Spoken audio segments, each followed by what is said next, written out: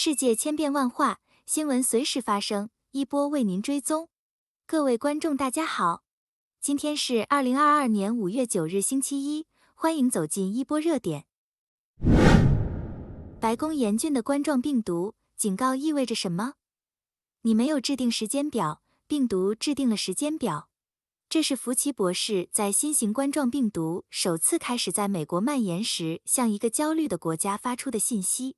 2年多后，面对白宫令人不安的警告，他的话有了新的意义。拜登政府正在发出新的警告，称美国今年秋冬季节可能会看到1亿例 COVID 感染，因为官员们公开强调需要国会提供更多资金来为国家做好准备。对1亿潜在感染的预测是基于一系列外部模型的估计，这些模型正在被密切跟踪，并将包括秋季和冬季。这一估计是基于一个基本假设，即没有采取额外的资源或额外的缓解措施，包括国会提供的新 COVID 资金或戏剧性的新变体。COVID 的病例已经再次上升，与前一周相比，至少有8个州的感染率增加了50%以上。根据美国疾病控制和预防中心的指标，纽约部分地区已进入 COVID 社区层面的高危险层级。今年秋冬季节，这种病毒真的能感染1亿美国人吗？无论你是未接种疫苗还是接种疫苗和增强疫苗，都应该注意，因为人们无可避免地参与其中，人们需要意识到他们周围的风险水平正在增加，并且肯定会产生严重的后果。因此，可以采取一些措施来降低感染的风险。COVID 疫苗正在发挥作用，并且能够很好地对抗最严重的结果，即住院治疗、ICU 及护理和死亡。白宫的估计是基于一个基本假设，即没有额外的资源或额外的缓解措施。当然，美国目前已经走出了大流行的急性期，这意味着它不是红色警报器。尽管每天都有数百名美国人仍然不幸死亡，成千上万的美国人仍然每天被感染。这一数据肯定是被低估了。COVID 即将进入第3年，人们希望重归他们在这次大流行之前的生活。与此同时，人们要意识到我们仍然处于大流行之中。这不仅仅是由美国正在发生的事情所塑造的，它也受到世界各地正在发生的事情的影响。我们看到越来越多的 COVID 变种出现在美国和世界各地。重要的是，人们要意识到，直到它遍布世界各地，它才结束。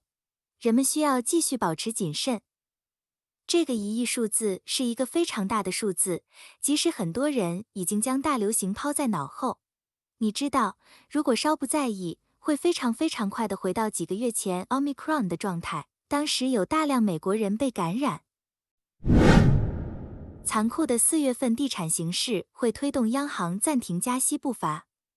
4月份是房地产市场最残酷的月份。RBC Economics 表示，加拿大4大市场的房屋销售数据显示，市场疲软，尤其是多伦多，价格可能已经见顶。RBC 表示，销售下降和房价增长放缓，表明市场正在发生转变。4月份多伦多的销售额比3月份下降了26%，卡尔加里下降了22%，温哥华下降了17%。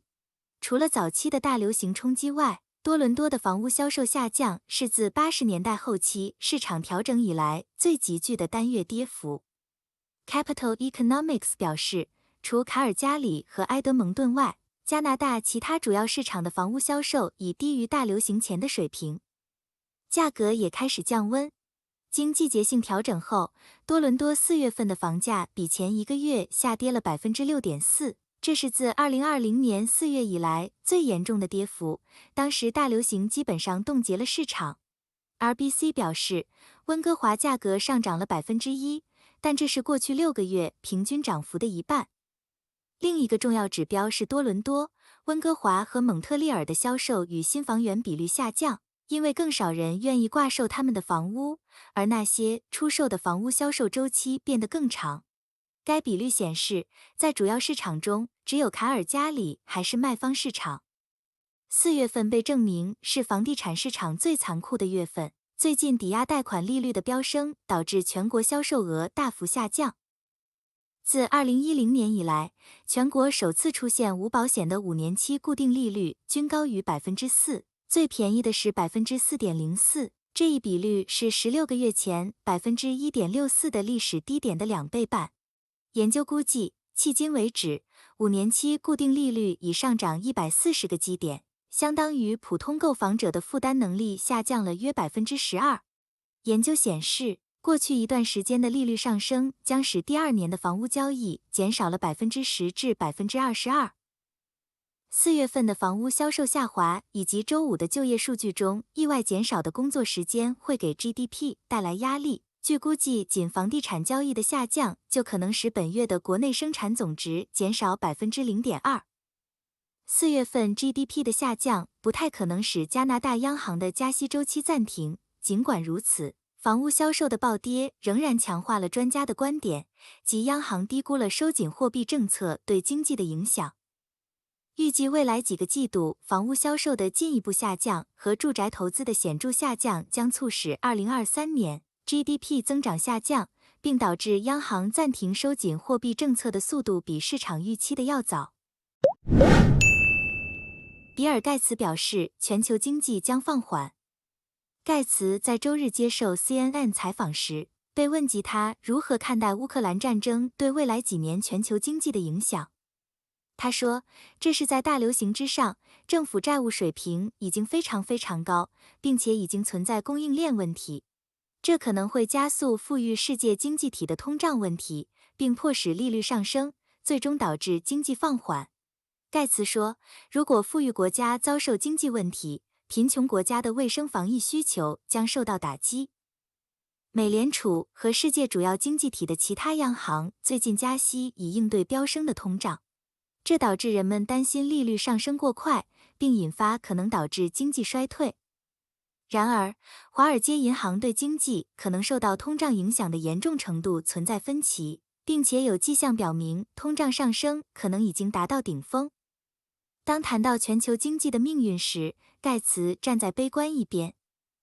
盖茨在4月份的一篇博客文章中写道，缩小富国和穷国之间的贫富差距对于防止另一场大流行至关重要。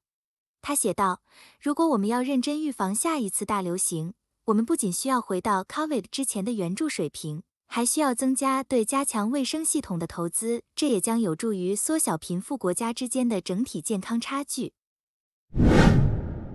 西方从普京的胜利日讲话得到什么信息？5月9日是俄罗斯非常重要的日子，这是胜利日，俄罗斯军队在第2次世界大战中击败纳粹的日子。在这里，我们看到俄罗斯人带着他们的亲戚二战士兵的肖像，因为他们参加了2022年5月9日在莫斯科市中心红场举行的不朽军团游行。一段时间以来，西方国家一直担心俄罗斯总统普京会利用这一天宣布乌克兰战争升级。还有人猜测，普京将于5月9日正式对乌克兰宣战，这将使他能够充分动员部队并征召更多军队参战。当俄罗斯总统普京在莫斯科红场发表年度讲话以庆祝胜利日时，世界所有的注意力都集中在他身上。然而，普京的胜利日演讲并不像许多人想象的那么令人震惊或具有破坏性。讲话不是一个重大的声明，而是叙述了乌克兰战争的主要缘由。根据俄罗斯列瓦达中心的民意调查，68%的俄罗斯人支持战争。普京自俄乌冲突以来，支持率从 60% 上升到 82%。普京将乌克兰战争与该国在1945年取得的胜利联系起来，并指责北约和西方拒绝其安全要求。普京再次重申新纳粹分子管理着乌克兰政府。普京继续说，基辅可能会获得核武器，北约同时向俄罗斯拓展他们的势力范围，这对我们和我们的边界构成了明显的威胁。尽管庆祝活动盛况浩大，但与近年来的阅兵式相比，此次阅兵式规模不大，共有11000辆军车和131辆装甲车参加了此次活动。普京的演讲以荣耀我们的武装部队为了俄罗斯，为了胜利而宣告结束。所有聚集在活动中的人都以欢呼声回应。俄罗斯航天局主任罗戈金表示，如果双方发生核战争，莫斯科只需30分钟即可摧毁北约。罗戈金指出，他们必须防止这种情况发生，因为实施相互和打击的后果将对地球状态产生负面影响，从而需要使用传统的作战方法，即在经济和军事上战胜最强大的敌人。罗戈金警告称，作为一个独立于俄罗斯的国家，乌克兰将不可避免地变成一个敌视莫斯科的国家，并成为西方侵略俄罗斯人民的跳板。他还强调，俄罗斯在乌克兰的军事行动超越了道德和地理界限，并认为这是一场为了真理而进行的战争，也是为了捍卫俄罗斯作为一个统一和独立国家而存在的权利而进行的战争。谢谢各位的观看，一波帮您追踪全球热点。如果对您有帮助，欢迎点赞、关注并订阅，下期不见不散哦。